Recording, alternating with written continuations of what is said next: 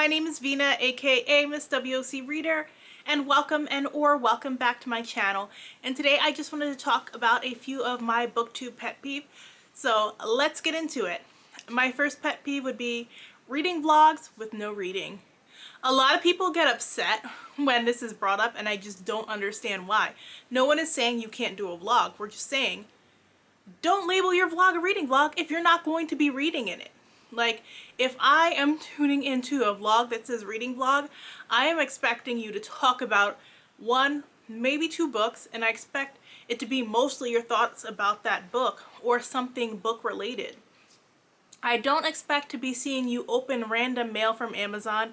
I don't expect to be seeing you do your weekly errands or all types of other stuff that people like to throw in a reading vlog that has nothing to do with reading. If you're calling it a reading vlog, actually read. If you are wanting to just show a weekly vlog in your life, just do a week in my life vlog. If you want to show writing or dancing or whatever other stuff you want to show in it, just label it accordingly. Like, I don't need to see you doing a haul, and it's not even book related, in your reading vlog. First of all, you can just do a book haul if you just want to make your vlog mostly a haul. Second of all, I have specific channels that I watch for shopping hauls, so I don't need to see yours when I'm looking for reading. Not crediting people for book recs is another big one, and it just like irks my soul. I've had it happen to me like a few times. Not so much recently, but I've definitely had it happen in the past, and it's just so annoying because it'll be like a book that nobody is talking about at all, and you know where it came from, and it's usually like bigger creators who do it. So I'm like, it costs you nothing to just mention, I saw so-and-so talk about this book, or I saw it on their page or something. I can understand like if you don't remember where you saw a book from, because that does happen sometimes, but the majority of the time, if it's like some like more obscure book, people remember where they saw it.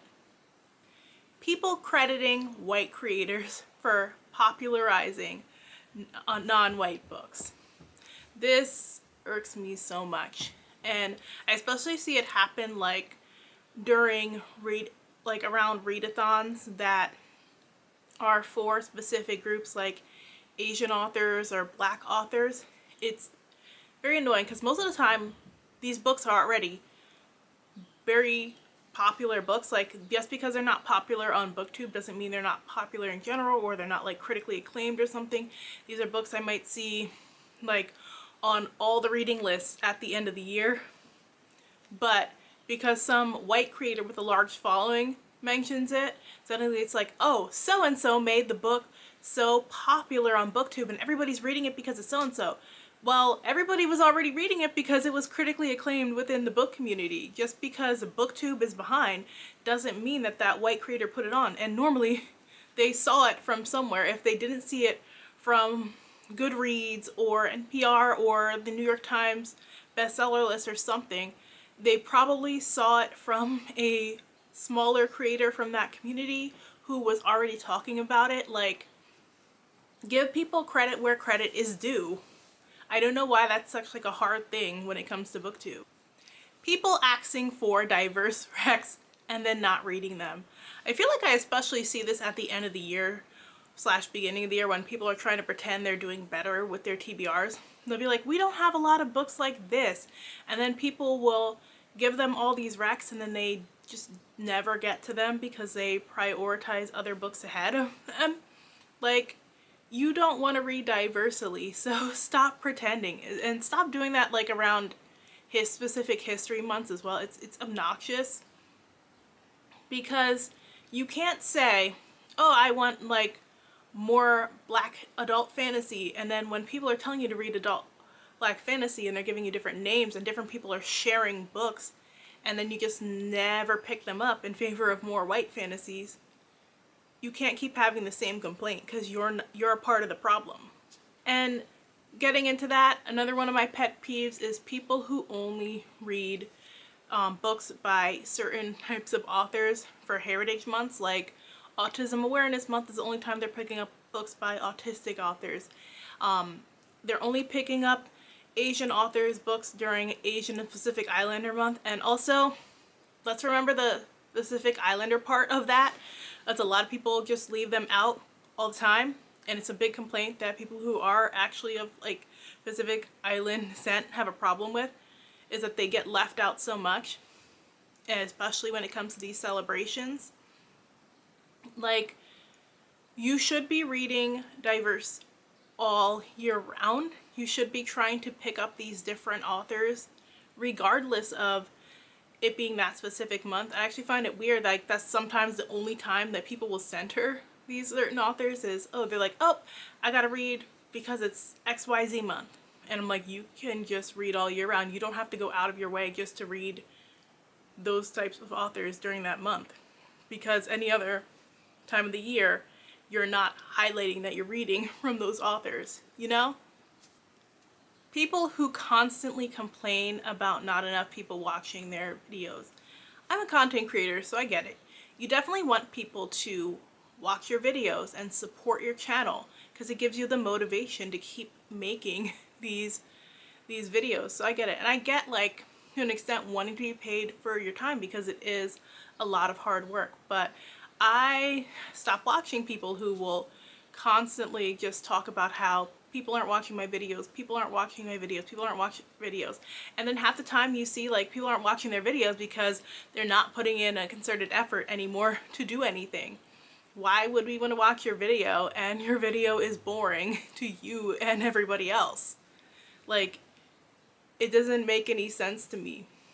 Again, I get that you want people to watch and support you, but you can't just like slap up any old thing where clearly you put no effort in and then expect people to support you regardless.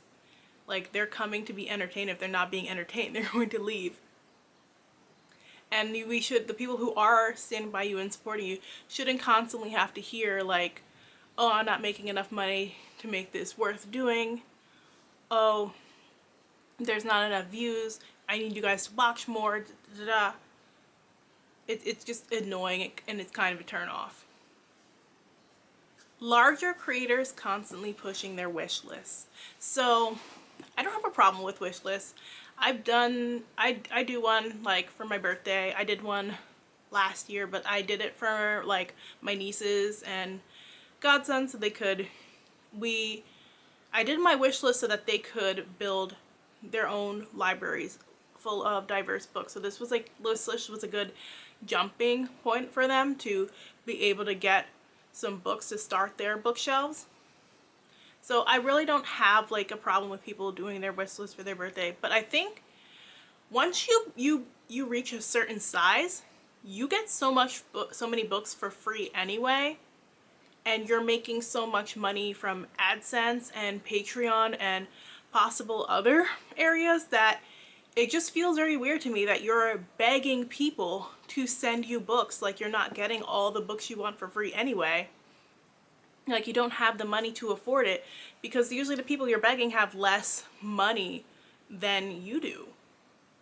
And it's not like these books like you're collecting are going to a good cause. I see people begging for books they could have gotten from the publisher for free because of their connections to the publishers. Like, once you have a big channel, the publishers are going to send you books for free easily. Like, I have a smaller channel and I get plenty that I want. But once you have like a big platform, they want these books to be seen, they're going to send them to you. So I'll see people collecting like tons and tons of books, and they're just there to look pretty on their shelf. I'm like, you're not even doing it for a good cause, like donating to people without books, and you have the money to afford it. It just feels so weird to me. Whining about being called out for supporting problematic authors. So one thing that seems to be causing a lot of confusion is people don't understand what a platform is, and how when you have this space with these followers who listen to you and take your recommendations, you have to be mindful of what content you're pushing. And if you don't want that responsibility, talk about books to you and your friends only, because once you start putting your opinion out there, you are subject to criticism. So if you are pushing authors who are harmful, and harmful doesn't just mean like racism, transphobic or homophobic. There's also like authors who are really nasty, just like in general, and it's very apparent, or they've done like really shady things to people. Like if somebody's coming to you and telling you this author is a problem, open your ears and listen, and don't complain because I want to read what I want to read. Again, you can read whatever you want to read.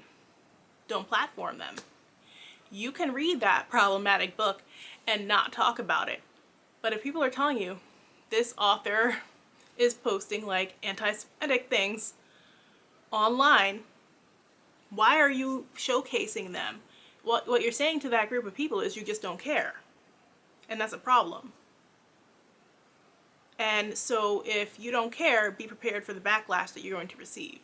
And finally, it's the I'm leaving Booktube bait videos. So I'm talking about the people who make a big grand show of leaving Booktube, the video, only to pop up like 1 to 2 months later. And yeah, I understand some people in their mind are like really thinking that they're going to leave, but some people just have been doing it for attention, and it's really weird. Like they make a grand show of leaving Booktube instead of just quietly leaving, because they are hoping that people will suddenly rush and tune in, that video is going to get them a lot of likes and a lot of views, and then they can kind of do a relaunch of their channel to get people like watching again. I've seen that a few times, and it's just odd to me. Like at this, like, up your content and then people would watch more. You don't have to do little clickbait things to get people to watch. So those are just a few of my Booktube pet peeves. Let me know if any of these are your pet peeves, or let me know if you have some pet peeves you want to talk about in the comment section below. And if you like this video, make sure and hit that like button. Thanks so much for watching, and I'll talk to you guys soon. Bye!